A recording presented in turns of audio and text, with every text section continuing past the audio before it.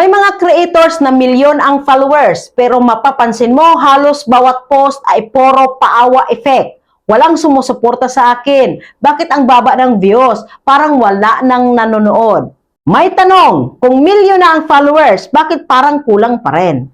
Hindi masama maging totoo sa nararamdaman.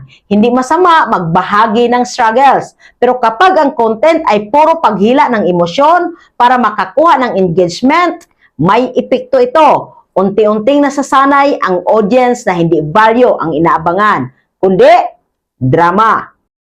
At kapag paulit-ulit, pwedeng mawala ang tiwala. Dahil imbes na ma-inspire ang tao, mapapagod sila. Ang followers ay numero lang. Ang tunay na yaman ng creator ay koneksyon at tiwala. Mas tumatagal ang creator na nagtatanong, ano ang maibigay ko sa mga tao? Kaysa creator na laging nagtatanong, paano ako mapapansin? Kaya kung creator ka, ibahagi ang realidad, oo. Pero huwag hayaan ang awa ang maging pangunahing strategy. Dahil ang audience, pwedeng maantig minsan. Pero ang value ang dahilan kung bakit sila nananatili.